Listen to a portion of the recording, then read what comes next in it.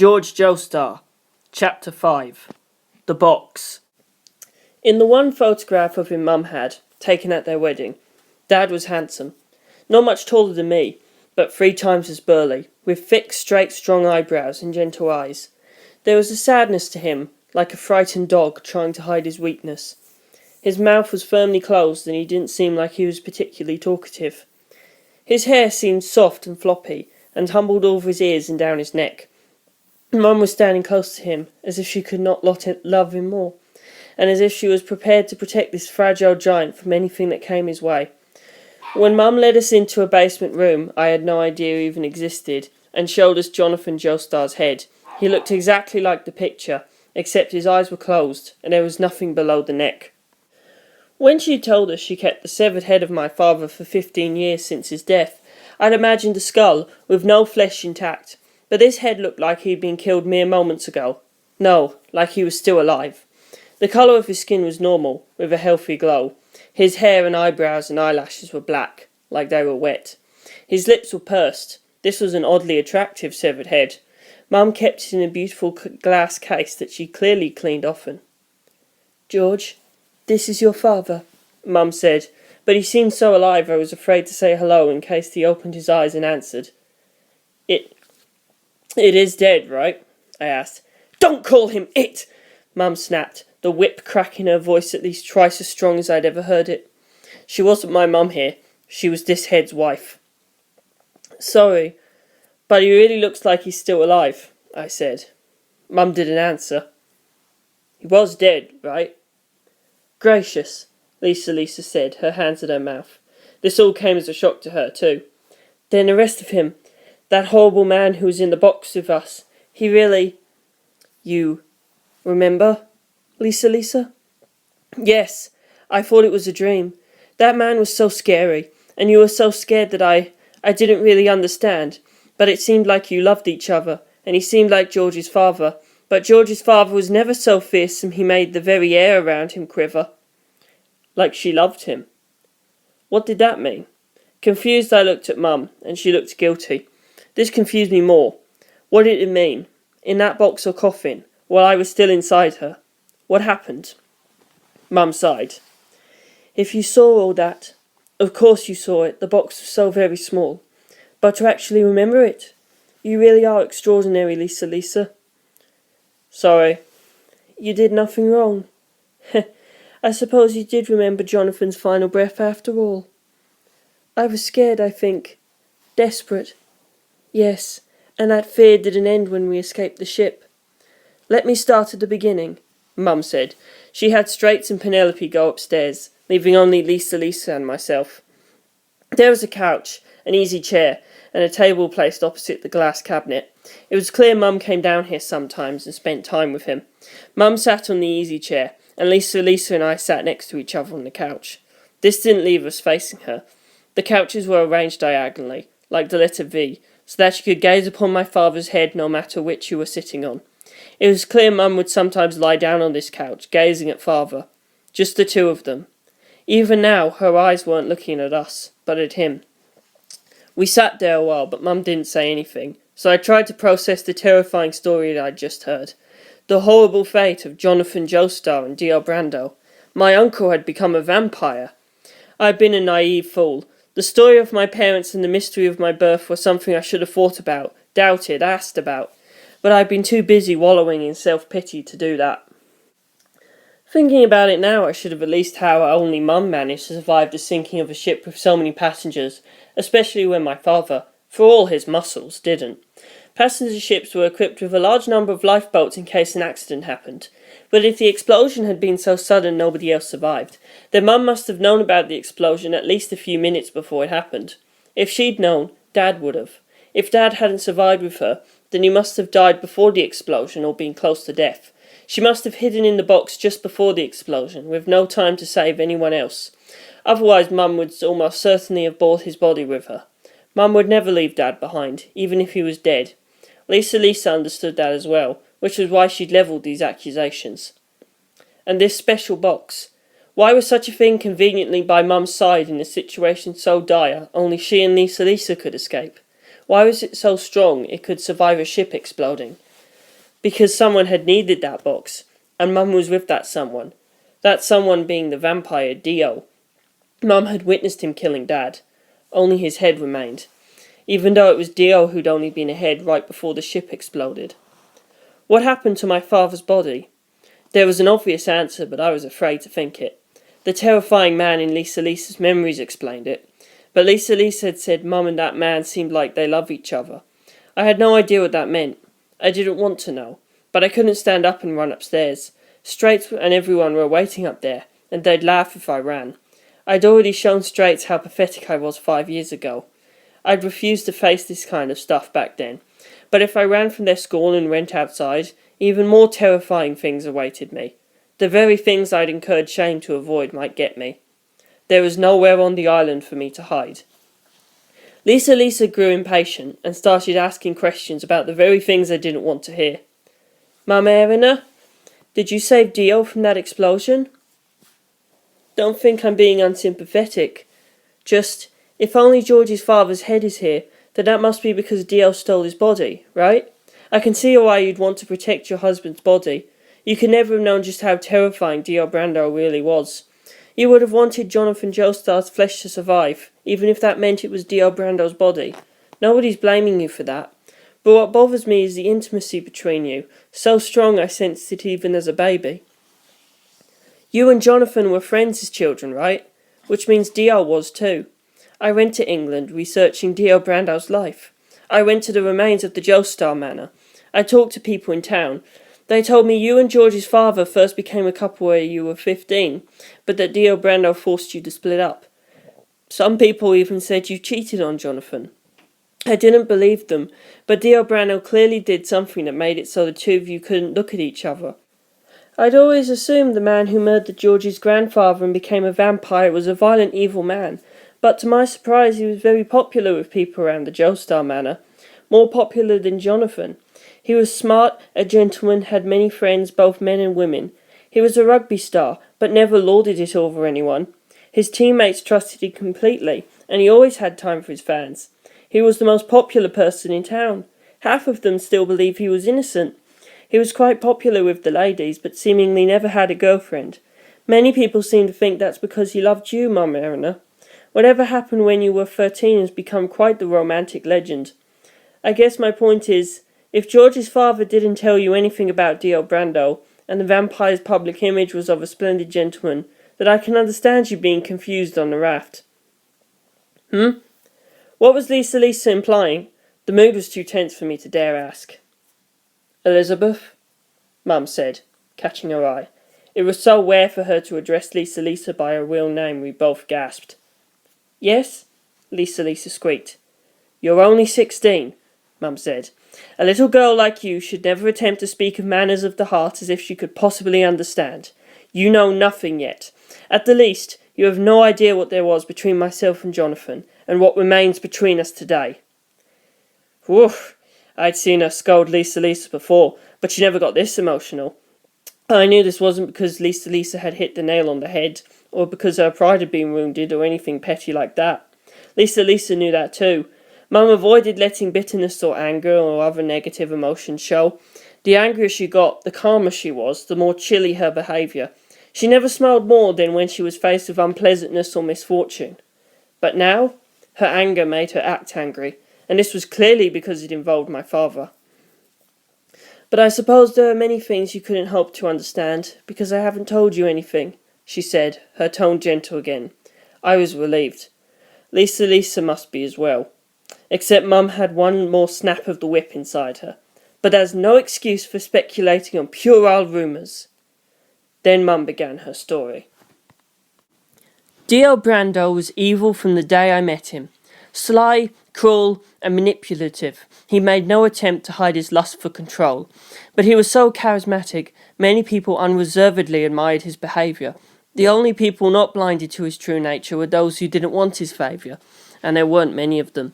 The vast majority approved of his brash cunning, and realised instinctively if they ever crossed him, he would destroy them. They may not have been conscious of it, but they were desperate to stay on his good side. Anyone who enraged him would be cast out, tormented by his lackeys. People saw this and were afraid to get involved. They averted their eyes, and they refused to even talk about him. So the only ones who knew his true evil, who were forced to see the blackness of his soul, were those not allowed to curry favour, not allowed to avert their eyes, those he directly and methodically went after. This was primarily Jonathan Joestar, but only for a short period after Dio joined the Joestar family. Once he forced me and Jonathan apart, he ceased attacking Jonathan directly, and turned his focus towards me. Not that he ever did anything. He simply watched me closely, making sure I never came near Jonathan. At first I thought he was trying to force Jonathan into suicide. After all, when Jonathan and I first drew close, Dio had stolen every friend Jonathan had except his pet dog. Shortly after, I heard that dog Danny had died in a horrible, mysterious accident. Jonathan was completely alone now, I thought. But Dio completely changed the way he treated Jonathan, like he was a different person entirely. All Jonathan's old friends returned, and he began throwing his arm over Jonathan's shoulders with a friendly smile, as if there'd never been a conflict between them. From a distance I could tell Jonathan found this disconcerting. While having his friends back was a relief, he never was quite able to shake the suspicion Dio's face engendered.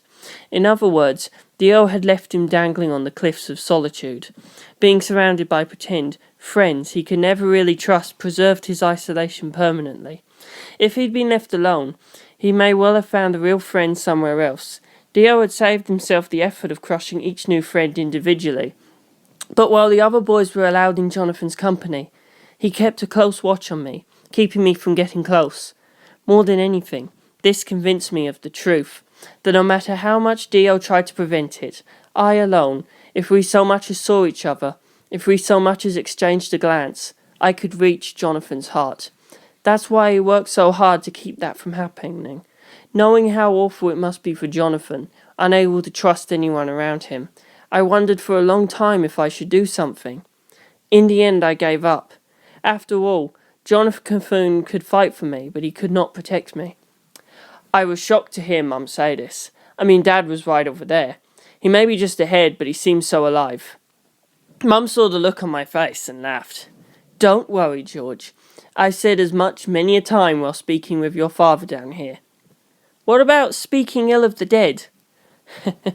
You see, there was something else I knew. I knew Jonathan would never let Dio destroy his life. I knew fate would bring us together again one day. But what brought that about was much worse than I could ever have imagined. I became a nurse, and Jonathan was brought to my care from the fire at the Joestar mansion, badly injured, barely alive. A short time later, Jonathan left me again, without a word, to continue his fight. I didn't mind. I kept the faith and he came back to me, once again, badly hurt. He'd settled matters with Dio Brando at last, and we were married. Or so I believed. Dio had survived, or at least his head. Once again he tried to pry me from Jonathan. My husband was a bit of a fool, you see. What kind of idiot doesn't bother looking for the body of an immortal vampire? Mum looked over at Dad's head and smiled, not a trace of sadness or regret, just tenderness and love. She was an amazing woman, I thought. I heard Lisa gulp. Now we're getting to the heart of the matter, Mum said. Lisa and I exchanged glances. What happened when Jonathan and Dio Brando fought for a third time, and what happened to me, Lisa and George inside me while we were adrift on that box? She closed her eyes for a minute, then opened them and began. The scene on the ship was like something from another world. The dead were attacking the living, and every room, every corridor echoed with screams, horrible groans and sinister laughter. The smell of blood and the palpable heat of madness filled the air, and in the middle of all of that, Jonathan and Dio Brando fought. It was all over in a flash, right in front of my eyes. Jonathan accepted his death, but when I vowed to die with him, he pointed to baby Lisa, where she lay crying, and told me to save her and live. I couldn't refuse, so I picked up Lisa and climbed into the box. You could tell at a glance it was no ordinary box. It was a bomb shelter shaped like a coffin, large enough for an adult to climb inside. I could lock it from inside. Just before I shut the lid, I looked back, wondering if I could somehow get Jonathan inside. But he had Dio's head wrapped tightly in his arms, and no longer had the strength to stand. Jonathan was much heavier than me. I could never move him in time, not with the machine room looking ready to burst at any second, and Jonathan was using his last strength to hold Dio captive. There was no chance I could have pried Dio loose and saved Jonathan's body alone. "Be happy, Erina," he said, and his smile pushed me into the box. "Think about it, Jojo," I heard Dio cry. "I can grant you eternal life." I closed the lid and locked it from inside. As I did, there was a thunderous roar, and an explosion flung the box away. Lisa was crying in my arms, and I tried not to scream. I remembered a lullaby I'd heard as a child, and I started singing that. The cushions on the inside were soft, and I had an idea it belonged to Dio, so I wasn't as worried as you might think. He was a clever man and would take precautions. There were several more explosions outside the box, and we were flung up, down, right and left, but the sturdy iron frame and thick cushions absorbed most of the impact. In time, the box began to bob gently. We must have fallen into the water, I thought. If anyone else survived, I would have to try and save them, I thought. So I opened the box. I knew full well that anything floating on the water might not be human at all, but one of those moving corpses. But I allowed myself to hope Jonathan's body would be floating nearby, and I had to look. I first pressed my ear against the lid, trying to catch the cries and laughter of the dead. All I heard was the sound of water lapping, so I turned the key and opened the lid a crack. There was no sign of any horror. Through the gap I could see the sky. The sun had just set, and it was a beautiful shade of purple. The sea breeze slipped in with the light, and it was as if it carried all the madness and horror away with it. Relieved, I opened the lid and sat up. To my surprise, we were over 100 meters from the remains of the ship. I looked around, but saw no survivors, living or dead. I put my hand in the water, intending to paddle back to the ship. And then I saw a hand under the box. It tried to grab my arm. I recognized it. I knew that arm, that hand, those fingers. I snatched my hand out of the water and tried to close the lid again. But then I realized Lisa wasn't lying next to me. "Erina Pendleton," a voice said. I turned, and the terrifying face of Dio Brando was floating on the surface of the water. Below his head was a body that had not been there a moment ago, and that big, burly body was wearing tattered, burned clothing I knew only too well. Dio must have escaped Jonathan's grip as the explosion hit and stolen his body. The grief and terror were so strong I wanted to cry, but I couldn't afford the luxury. Dio had Jonathan's feet impaled on a stick of wood embedded in the tattered side of the box. A wave of fury crossed me at the thought of him being so rough with my husband's body, but I didn't dare voice my anger. I couldn't, because what had been Jonathan's arms were cradling little Lisa against what had been Jonathan's chest, and Dio Brando had his fangs bared. "Or should I say Erina Joestar?" he asked. Half his face had been blown away in the explosion, but that only made his half-smile all the more terrifying. Dio's head seemed to be barely keeping a grip on Jonathan's shoulders. He offered me a deal. "Your choice," he said. "Baby Lisa's blood, or mine." I'd promised Jonathan I'd save Lisa's life. I told him if he laid a finger on him, I would pull his feet off the stake and leave him adrift in the sea. I didn't think he had the strength to fight me, and if he had, he wouldn't have needed to steal Lisa and try to bargain with me. "Then there is only one answer," Dio said. I said nothing, but I knew I had to accept it. Giving baby Lisa to a vampire was not a choice I could consider. "If it helps, think of it this way," Dio said. "You aren't keeping me alive. You're keeping your husband's body alive." I let this pass, but made him promise not to turn me into one of those horrible living corpses. "I will duly honor whoever saves my life," Dio said.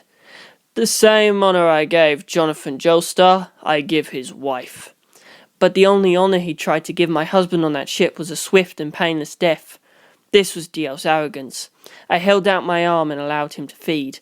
Then I took Lisa and rested in the box. Dio Brando was not a man prone to restraint, and had drank so much blood I could barely remain conscious. Before I shut the lid, Dio said, "I thought my meeting with Jonathan Joestar was fated, but it appears destiny guided the three of us together." I didn't answer him. Dio spent that night struggling, in terrible pain. I heard him thrashing in the water, climbing onto the lid and dropping back into the sea, fighting for control of his body. Sometimes he yelled at it, other times he screamed like a madman, shaking the lid, and there was nothing I could do but clutch Lisa and tremble. Of course Dio was in pain. He was trying to merge with a body nothing like his own, not even the same blood type. I was a nurse, and I knew that would have been impossible for any normal human. The human body rejects foreign tissue and attacks it. If the blood type matches, a blood transfusion is possible. But organs and bones are not so easy. Trying to screw a head onto a different body was unthinkable. After a long time, I stopped hearing Dio's voice, and he stopped thrashing about. I hoped Jonathan's body had rejected Dio's head, and Dio's attempt to steal his body had failed. I hoped to find him reduced to a severed head again. I hoped his silence signalled failure. But after a long time, I heard Dio laughing, and my hopes were dashed. Jonathan's body wouldn't be released. Dio shouted, and this time I heard him clearly. "The world is mine! The way to heaven! I will get there!" The pride in his voice made me sick with fear. Trembling in the darkness of the box, I began wondering how I could possibly bury this devil. Before the sun rose, Dio knocked on the lid and woke me up. When I opened it, he said, "Let me drink one more time before the sun rises." I held out my arm for him to drink. When he was done, he said, "You must be hungry. It's hardly fair for me to gain strength while you dwindle, and I need you to keep making fresh blood." He showed me a fistful of fish he'd caught. Then he grabbed a bit of broken ship floating nearby. A light shot out of his eyes, setting the wood on fire, and he used it to cook the fish and handed them to me. I knew that light was the same thing that had stolen Jonathan's life, yet now it was saving mine. I took the fish from him, chewed them, and fed them to Lisa. From her size, she was only 3 months old. It was a gamble, but she was losing strength quickly. I'd lost a lot of blood and had very little strength. I was starving, but I couldn't bear to take food from Dio. When he saw I wasn't eating myself, he said, "You may not wish to eat what I provide, but if you'll feed this baby, you should feed the baby inside you as well." At the time, I'd not yet realized I was pregnant, and I had been aware of a change in my body. I never expected to hear such news from him. I was shaken by this, but my feminine instincts told me he was telling the truth. When I was done feeding Lisa, I ate the rest of the fish myself. I had no choice. "Eat well, make lots of blood. So much I can't drink it all." I had no intention of dictating how much blood he could drink. Our deal was made, and I had nothing further to bargain with.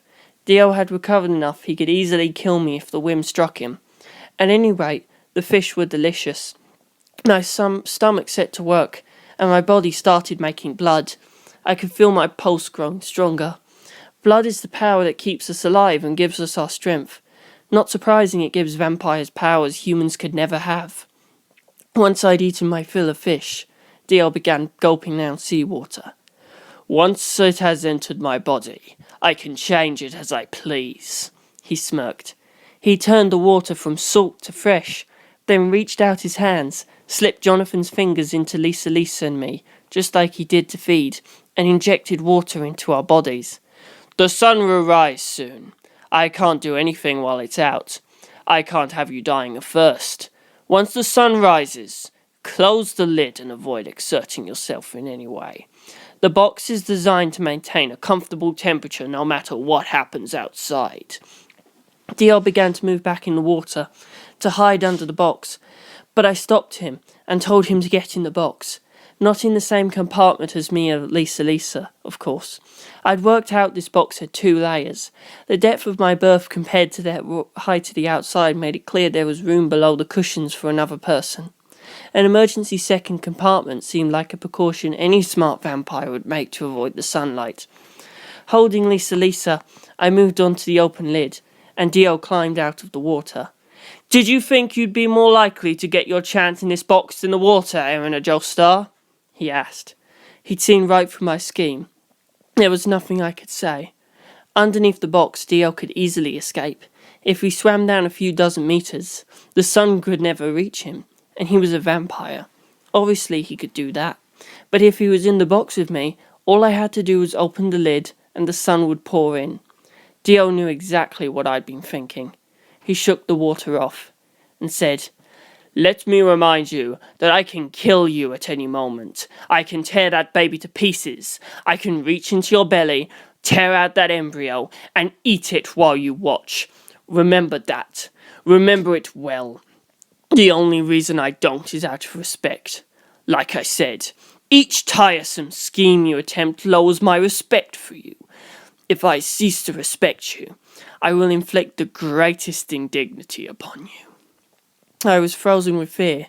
Dio leaned close and whispered in my ear, "You wanted me in the lower compartment. It was so obvious. Are you really that stupid? No one that simple-minded has any right to Jonathan's hand." These words went straight to my heart and tore right through me. "You will be punished. I'll take back what the fish gave you." He shoved his fingers in my neck and drained my blood again. Our deal had ended. Whatever pretense we had of equality had crumbled in an instant. "Further punishment," he said, and snatched Lisa from my arms. I was too woozy to resist. He threw me face down in the second compartment. The cushions inside were just as thick, so it didn't hurt that much, but Dio must have seen me try and shield my room. "If you really are stupid, that baby will die," he said. He replaced the partition, shutting me in the bottom of the box. I heard a click a moment later, so I'd assumed he closed the lid to keep the sun out.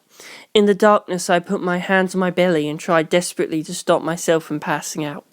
If I lost consciousness, I felt my bodily function would fade so much the baby would die. After what seemed like such a long time, I heard Dio's voice through the cushion. "Don't you dare die, Erina Joestar. If you die, I'll have to eat this baby." The thought of little Lisa in his hands made me desperate to communicate I was still alive, but my voice was a hoarse whisper, and there was nothing hard to tap, just soft cushions that absorbed all sound. "You can't just make this easy," he growled, and flipped the box so it was resting upside down. Now I was lying on my back, unable to move. Right before my eyes, a small door I'd never noticed slid open, and I could see the blue sky up above. The white clouds and dazzling sunlight did wonders for my spirit, and I was able to lift myself up to the little window and peer out. Sitting on top of the box was a bird, its wings torn off and its body roasted. "Eat that. Make blood," said Dio's voice behind me. I did as he said, wondering as I ate how Dio could open this window and prepare this meal without entering the sunlight. I was too dazed to think clearly, and no answer came. I understood only one thing, that Dio had some power I didn't understand, and this power could grab a bird out of the sky in broad daylight, light a fire and cook it. None of that could be done while hiding a box in the water. None of that could be done without leaving the compartment beneath me, which Dio hadn't done. I devoured the bird, and once again the fresh blood came rushing through my body. At last my mind started working. The first thing I had thought that I had was that if there were birds, we mustn't be that far from land. That improved the odds of rescue, possibly in the near future. I had only to survive until then, and somehow protect Lisa that long. I had given up all hope of killing Dio at sea. I was only interested in survival. Not to save my own life, but for Lisa and the child inside me. But whatever spirit the new blood brought me was dashed away with a single war from Dio. "Hey! Shut the door and get back inside the box, you awful cow! Don't let light inside my box. If you're done eating, get back in your hole, bitch!" Nobody had ever spoken to me like that. I never associated with anyone who used language like that. It was as great a shock to me as being struck by lightning. But Dio didn't even allow me time to reel.